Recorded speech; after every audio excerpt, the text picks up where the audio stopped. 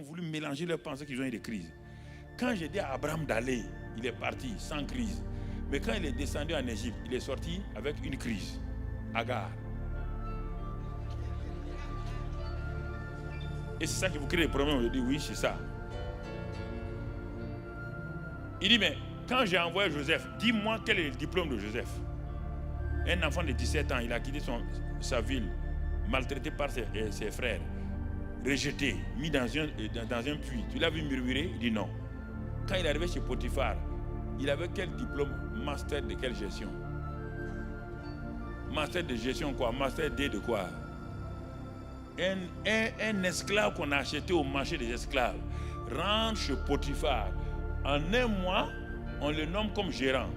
2 mois plus tard, employé. 3 mois plus tard, il mangeait avec Potiphar. Il était PDG des affaires Potiphar et fils.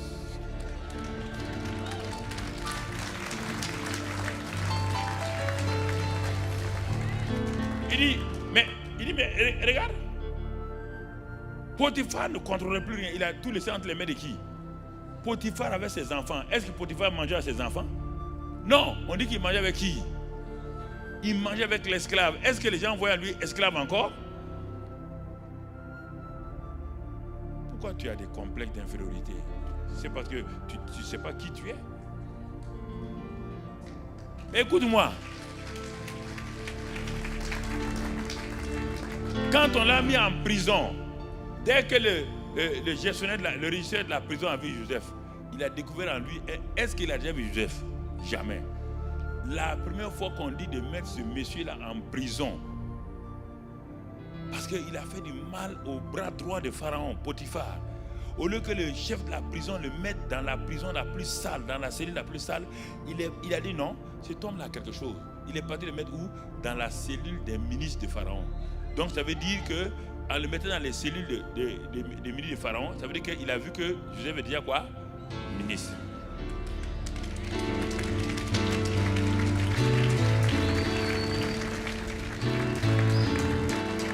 Quand on l'a sorti de là-bas, on l'a amené. Le pays allait traverser 7 années de crise. Je suis économiste, j'ai fait l'étude sur le plan Joseph de sortie de crise, l'Égypte. Va voir. Va voir dans Genèse, tu vas trouver ça. Le gars est arrivé, on l'a sorti de prison. Il est arrivé, il dit oui chef.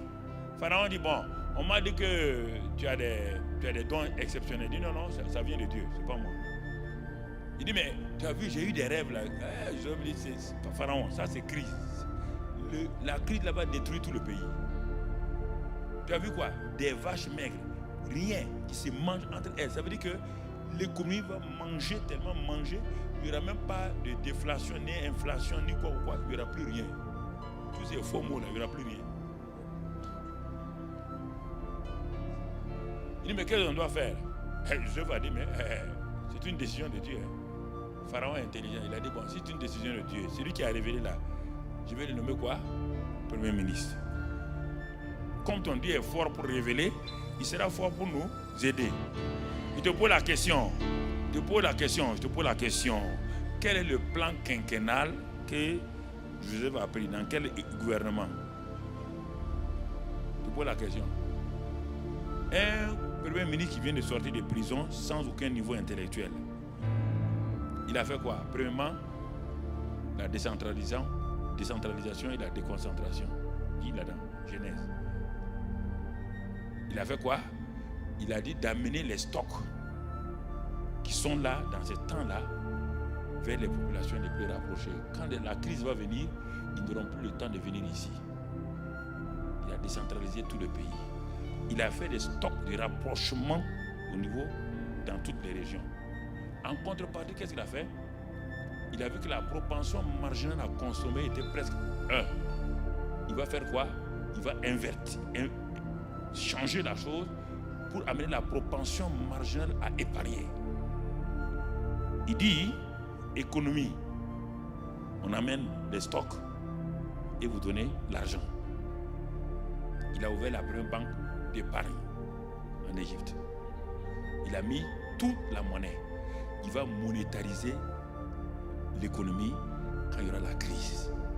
L'argent va sortir. En ce temps, au moment où l'argent sort, les stocks sont déjà prêts là-bas. Il a mis un taux d'épargne de 25%. Alors que même les banques, c'est maximum 6-7%. Taux d'intérêt. Regardez. Et ensuite il dit, maintenant, pour les ressources humaines, il faut mettre l'homme qu'il faut à la place qu'il faut. Lis là-dedans. L'homme qu'il faut à la place qu'il faut. Pas des gens de ton parti politique. Pas des gens qui t'ont aidé. Non. Nous sommes à la recherche de gens qui ont la caractéristique des gestionnaires d'hommes intègres.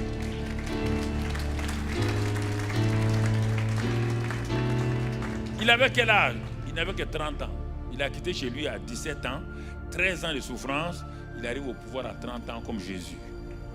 Comme David. 30 ans. Alors je te pose la question. David est un petit berger. Comment il a pu faire le pays le plus puissant, établi sur des bases démocratiques, avec des ministres d'État, avec tout. Comment il a fait? C'est ça que je vais vous dire là. Quand vous commencez à méditer, ce que vous cherchez là, vous n'avez pas besoin.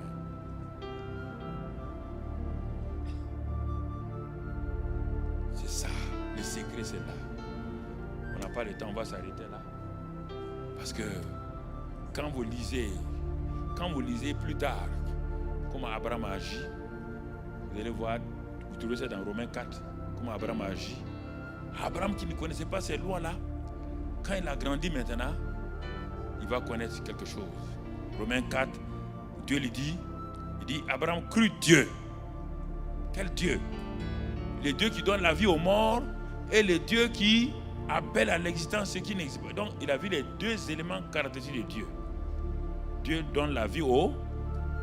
Dans tout ce qui est mort dans ma vie, Dieu donne la vie. Oui ou non? Dieu dit, Abraham, on peut être amis maintenant. Tu sais qui je suis. Ouais, là, vous êtes trop braqués sur la prière et le jeûne. Là, vous faites de la prière, du jeûne, idolâtrie. C'est ça votre problème. Toutes les religions jeûnent. Je suis allé en Inde. Je sais, moi-même, ancien musulman, on jeûnait. Moi-même, quand j'étais à l'école primaire, je jeûnais. Tu crois que le jeûne, c'est le jeûne, là? Ou bien? Quand un hindou jeûne, il fait quoi? Il est en train de faire quoi? Non, mais ça veut dire quoi, jeûner? C'est s'abstenir de quoi? De la nourriture et de l'eau, oui ou non? Alors, quand le musulman jeûne, il est en train de s'abstenir de quoi? Quand l'hindou jeûne, il s'abstient de quoi? Vous croyez que votre jeûne chrétien, est-ce qu'il y a un jeûne chrétien? Tu as entendu ça? Il y a un jeûne chrétien? Les juifs gênaient, non? Ou bien avant les chrétiens, les juifs ne gênaient pas? Pourquoi vous avez pris le jeûne, la prière, à les mettre en idolâtrie? Vous ne voyez plus Jésus. On dit, fixez vos yeux sur le chef et le consommateur de la foi. Vous fixez vos yeux sur le jeûne de la prière. Ouais, attends, je te parle à toi. Il ne faut pas dire, Papa Karamel a dit, pasteur, on va plus jeûner, hein? Je ne t'ai pas dit ça.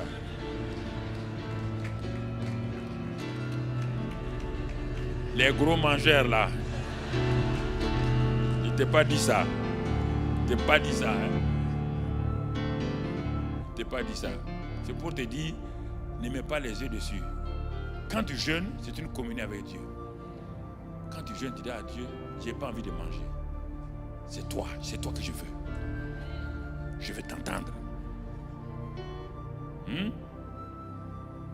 Je me tiens dans la présence du Seigneur.